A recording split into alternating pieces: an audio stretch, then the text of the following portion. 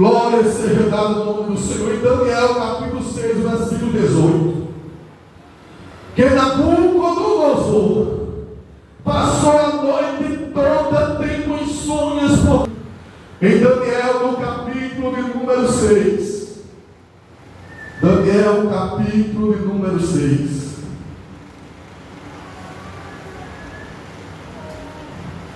E o versículo de número 18. Então o rei dirigiu-se para o seu palácio e passou a noite em jejum. E não deixou trazer à sua presença instrumentos de música, e fugiu dele o sono. E pela manhã cedo se levantou e foi com pressa à cova dos leões. E chegando-se à cova, chamou por Daniel com voz muito triste. E falando o rei, disse a Daniel: Daniel, servo do Deus vivo, dá-se o caso que o teu Deus, Daniel, a quem tu continuamente serves, tenha podido livrar-te dos leões.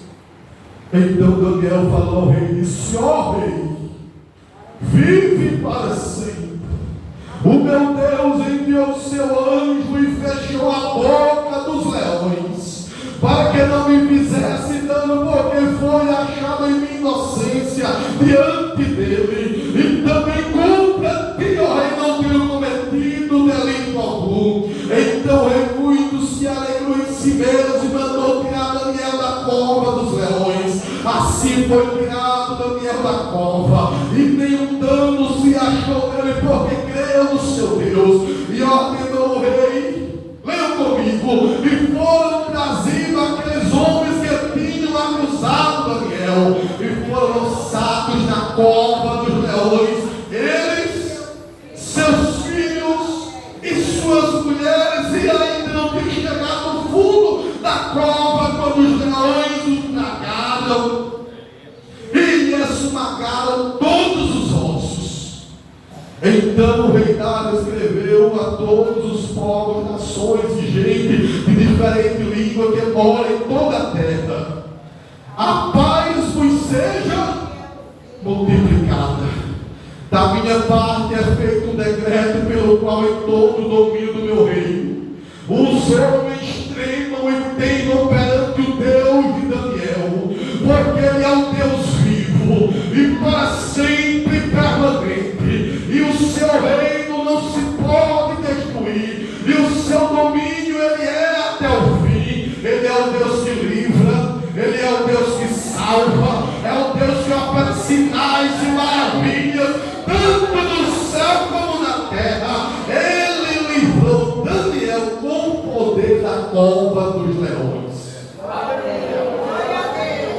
Irmãos, o rei Dário, Deus faz questão de permitir tudo aquilo que aconteceu com Daniel, para que o rei pudesse fazer um decreto, mostrando que só tem um Deus a quem deve ser adorado, exaltado e obedecido. O seu nome é Jesus.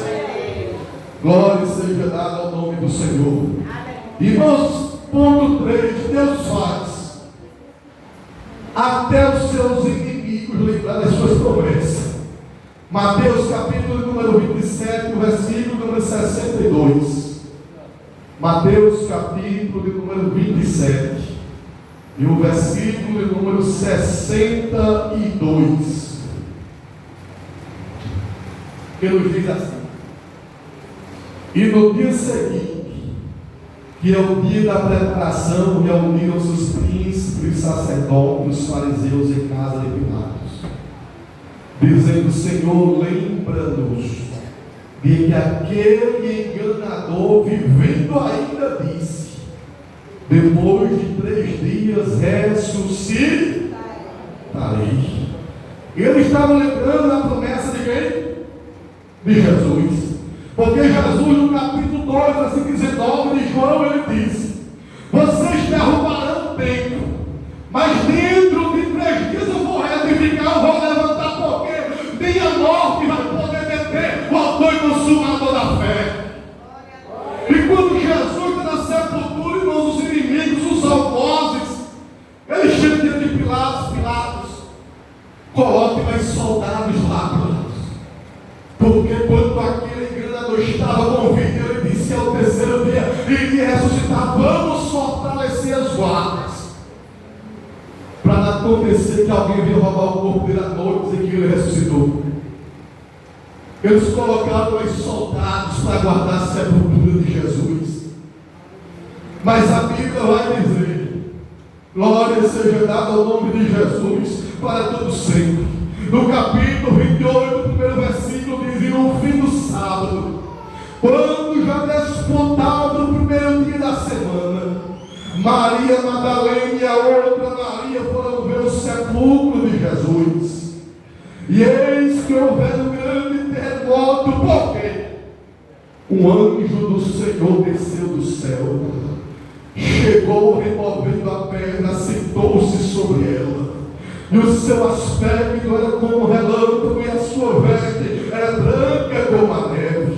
E os guardas, com medo dele, ficaram muito assombrados e desmaiaram. Mas o anjo, respondendo, disse às mulheres: não tenhais medo, pois eu sei que buscar Jesus a quem foi crucificado.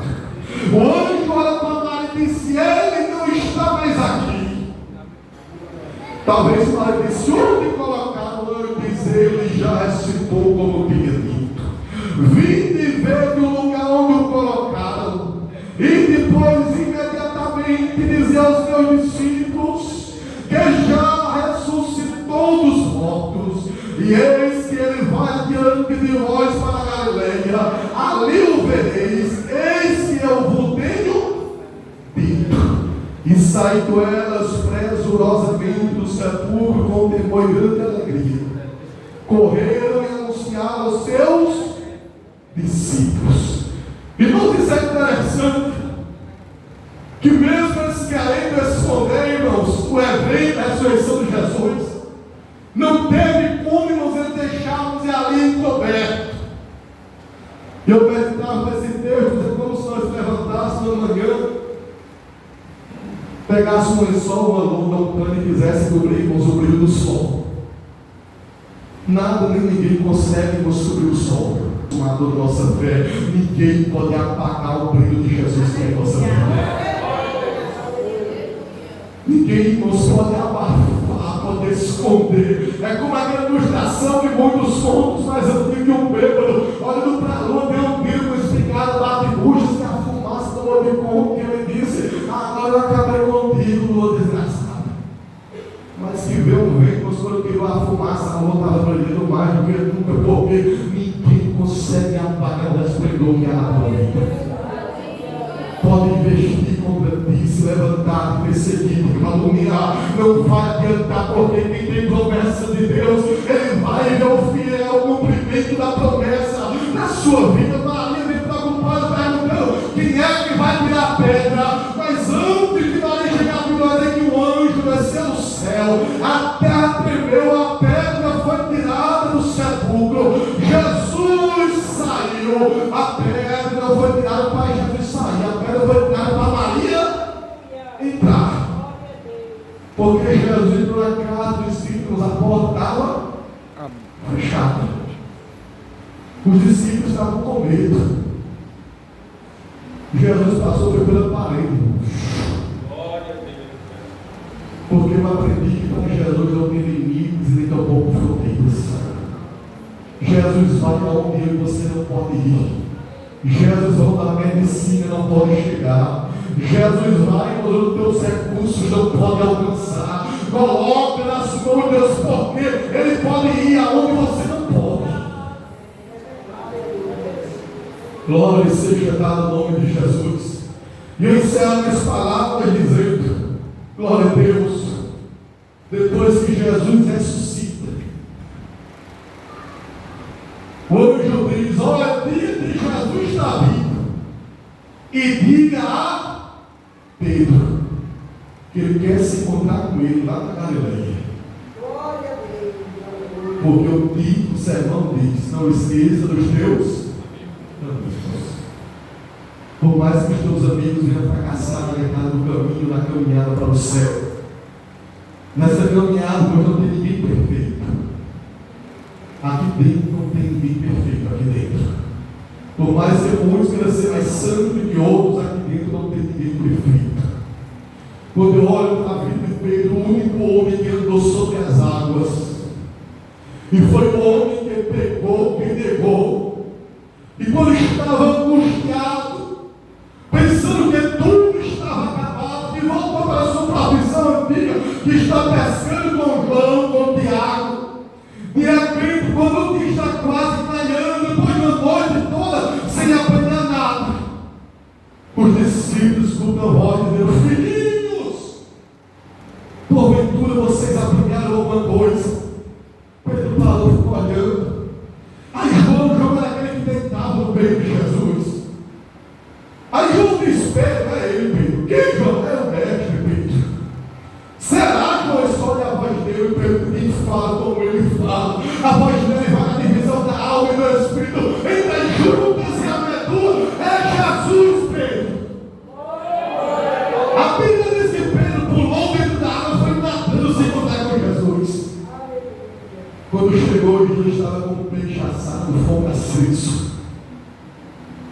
Porque aquilo que tu não tem, Jesus tem para te dar. Por mais que trabalhe a noite toda e não tenha pegado, Jesus é bem pronto para entregar nas tuas mãos.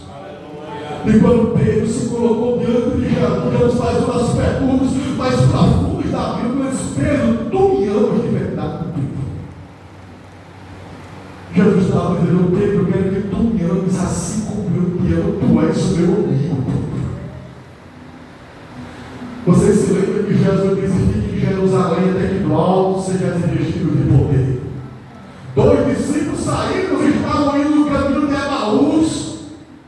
Quando Jesus se aproximou, começou a conversar com eles, os discípulos estavam tristes, acabados. E Jesus: o que vocês estão conversando entre si? Por acaso eu espero aqui em Jerusalém? Tu não tens escutado? Mataram Jesus, a promessa de Israel. Mataram a nossa esperança. Jesus ia conversando lado a lado com eles, eles não deram fé que era Jesus. Aí a Bíblia diz que quando o sol ia declinando, que Jesus fez questão de passar, parece que ia passar, mas a questão: fique conosco. Quando Jesus entrou na casa, ele disse que assentou-se na mesa. Quando Jesus pegou no pão para partir e abriu, os seus olhos foram abertos. Aí Jesus desapareceu, olhou para o outro e disse: por acaso o nosso coração não ardia como fogo quando aquele homem falava conosco? Este não é outro, este é o Jesus ressuscitado. Vamos voltar depressa para Jerusalém, porque em Jerusalém tem alegria, em Jerusalém tem poder, em Jerusalém tem batismo com o Espírito Santo, em Jerusalém vai ter um movimento da parte de Deus. Jesus está vindo atrás daquele sentido distanciado da sua casa. E para completar minhas palavras, um dos outros homens que Jesus foi atrás, o nome dele é Tomé. Quando Jesus aparece com os discípulos, Tomé não estava, a Bíblia diz. E quando os discípulos disseram: Jesus está vindo, Tomé disse: eu duvido, creio, não vi. Aí diz: 8 dias depois, Jesus vem cozinhando na casa, se coloca no meio da sala. Aí naquele braço ele: paz seja convosco. Tomé, vem aqui, Tomé. Eu sei, você vem aqui. A Bíblia diz que Jesus disse: com os teus dedos, toque nas minhas mãos. Pega aqui, Tomé, os pregos que nós passaram, Tomé. Até parece que eu vejo ele: Tomé, se aproxime mais, Tomé. Vem aqui ao meu lado, Tomé. Foi aqui que penetrou aquela lança, Tomé.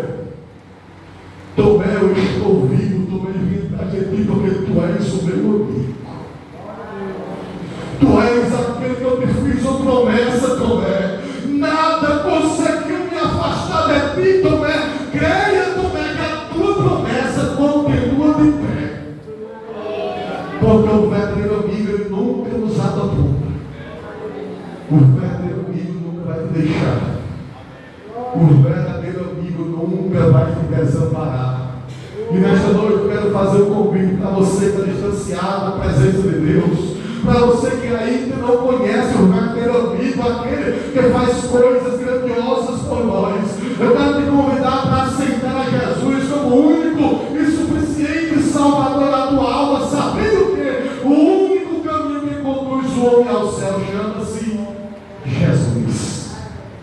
Jesus, ele é o único amigo que cumpre todas as promessas da vida daqueles que querem aceitar Espírito e verdade. Jesus